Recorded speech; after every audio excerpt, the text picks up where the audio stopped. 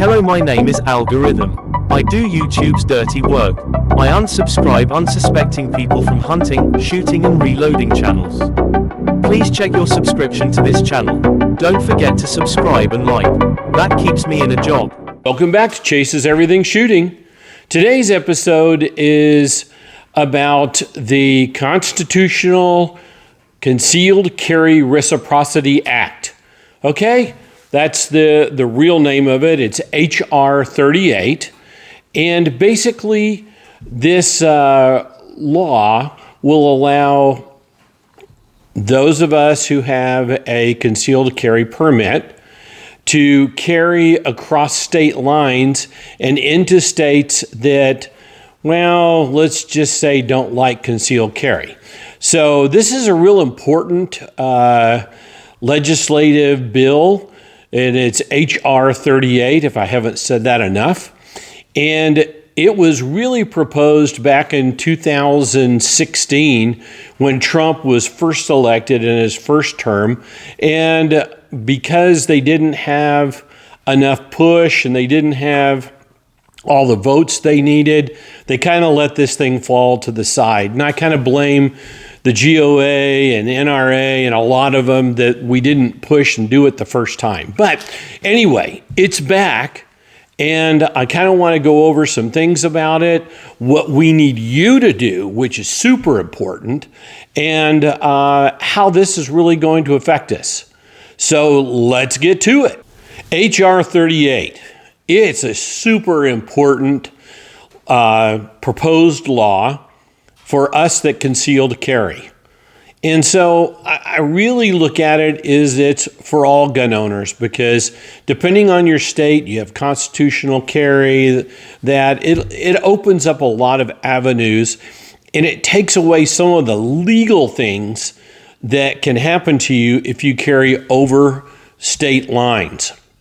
Now, down in the description box below, okay, there is a link to the actual bill. There is a link to a post I did that is why are Second Amendment supporters silent?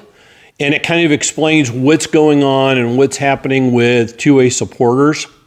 And then at the very, very end of this, the last 7 minutes is actually the bill being read to you. But if you don't want to read the bill and you want to have it read to you, go to that end part. Don't skip this middle, because the middle is super important, but you can have it read to you and you can sit and listen to it and hear it a few times if you want to. Totally up to you. Okay, so let's get to it. And what do we need? We need you to call your 2 senators, because every state has 2 senators, and then your area has a congressman. And there's a website that the government puts out, which you can go in and you can type your address in, and it will tell you your senators, your congressmen. It goes all the way down to your city council members. So that will be in the description box below, and that should help you find the phone numbers that we need you to call. Now, I know you're saying, I don't really like to call my congressman or my senator, and I totally get it. And doing some lobbying over the years in the financial industry, the shooting industry, and the real estate industry, I totally understand what you're saying. I've heard that multiple times. But you know what? It's really very, very easy to do. And you can even leave a message. And I'll tell you, a lot of them, you'll be able to leave a message because their office staffs are cut pretty short, and they'll have to go through it and listen to each one of those messages. So make sure that even if you're uncomfortable with it and you're kind of freaking out, you can do this after hours. Now, I know that some of the other websites or the YouTube sites are going to say, oh no, you have to call, you have to get through to someone. Well, It's better if you do, but they still have to log all the phone calls.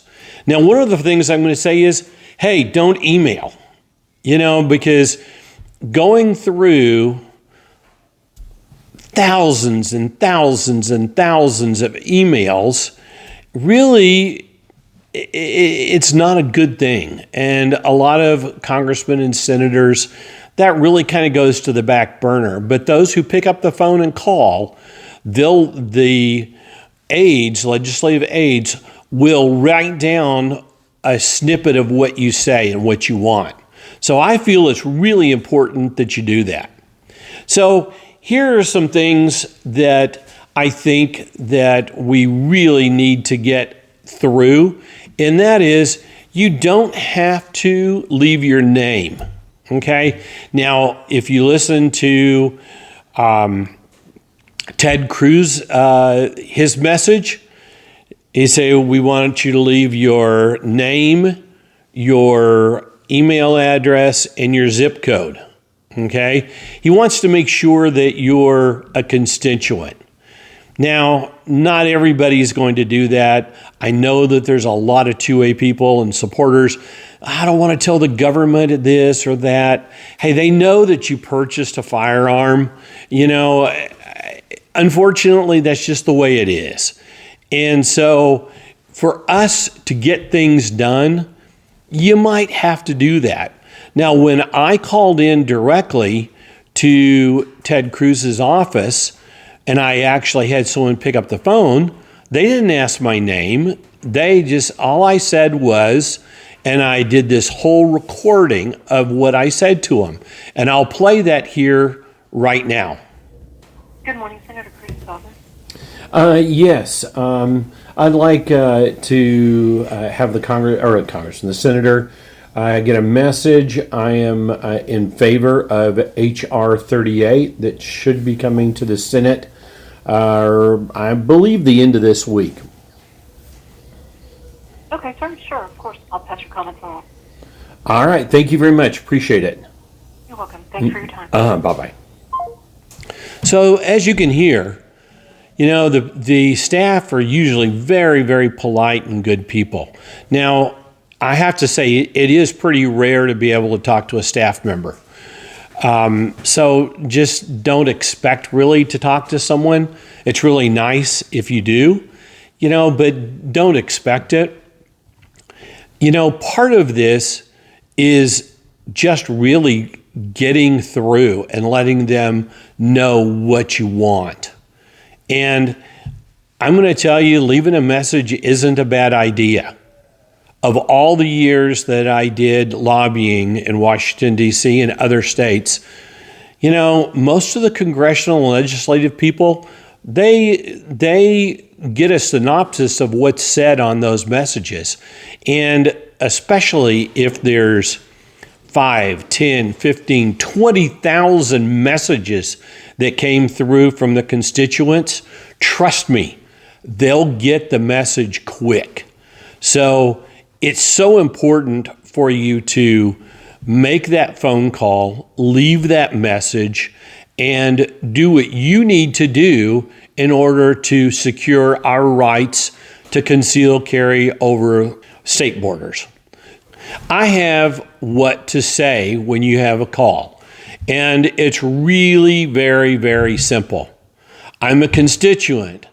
I would like to like you to tell the senator that I would like to have him or her vote yes for H.R. 38, the Constitutional Concealed Carry Reciprocity Act. Pretty simple, very simple. Same way with the congressman. I'm a constituent. I'd like you to tell the congressman, congressperson, congresswoman, whatever that is, to vote yes for H.R. 38, the Constitutional Concealed Carry Reciprocity Act. Very simple, very easy to do, and it takes all of maybe 2-3 minutes. By the time you log into the website, you find out what's on that website, where to go, and then you go from there. So, hey, thank you. I'm asking you up front, thank you for doing this. And if you would just make those phone calls, and then in the comments below, just all you need to do is type in done. You know, I'm interested to see how many people really do this, and if we can get a lot of people to make those phone calls. So, hey, thanks for watching. Thanks for subscribing. The Judiciary. A bill to amend Title 18, United States Code, to provide a means by which non-residents of a state whose residents may carry concealed firearms may also do so in the state. Be it enacted by the Senate and House of Representatives of the United States of America in Congress assembled. Section 1. Short title. This act may be cited as the Constitutional Concealed Carry Reciprocity Act. SEC. 2. Reciprocity for the carrying of certain concealed firearms. A. In general, Chapter 44 of Title 18, United States Code, is amended by inserting after Section 926C the following. Section 926D. Reciprocity for the carrying of certain concealed firearms. A. Notwithstanding any provision of the law of any state or political subdivision thereof, except as provided in subsection B, and subject only to the requirements of this section, a person who is not prohibited by federal law from possessing, transporting, shipping, or receiving a firearm, who is carrying a valid identification document containing a photograph of the person, and who is carrying a valid license or permit which is issued pursuant to the law of a state and which permits the person to carry a concealed firearm or is entitled to carry a concealed firearm in the state in which the person resides, may possess or carry a concealed handgun, other than a machine gun or destructive device, that has been shipped or transported in interstate or foreign commerce, in any state that 1. Has a statute under which residents of the state may apply for a license or permit to carry a concealed firearm, or share this. 2. Does not prohibit the carrying of concealed firearms by residents of the state for lawful purposes. B. This section shall not be construed to supersede or limit the laws of any state that 1. Permit private persons or entities to prohibit or restrict the possession of concealed firearms on their property, or 2. Prohibit or restrict the possession of firearms on any state or local government property, installation, building, or base. C. 1. A person who carries or possesses a concealed handgun in accordance with subsections A and B may not be arrested or otherwise detained for violation of any law or any rule or regulation of a state or any political subdivision thereof related to the possession, transportation, or carrying of firearms unless there is probable cause to believe that the person is doing so in a manner not provided for by this section. Presentation of facially valid documents as specified in subsection A is prima facie evidence that the individual has a license or permit as required by this section. 2. When a person asserts the section as a defense in a criminal proceeding, the prosecution shall bear the burden of proving, beyond a reasonable doubt, that the conduct of the person did not satisfy the conditions set forth in subsections A and B. 3. When a person successfully asserts the section as a defense in a criminal proceeding, the court shall award the prevailing defendant a reasonable attorney's fee. D. 1. A person who is deprived of any right, privilege, or immunity secured by this section, under color of any statute, ordinance, regulation, custom, or usage of any state or any political subdivision thereof, may bring an action in any appropriate court against any other person, including a state or political subdivision thereof, who causes the person to be subject to the deprivation, for damages or other appropriate relief. 2. The court shall award a plaintiff prevailing in an action brought under paragraph 1. Damages and such other relief as the court deems appropriate, including a reasonable attorney's fee. E. In subsection A.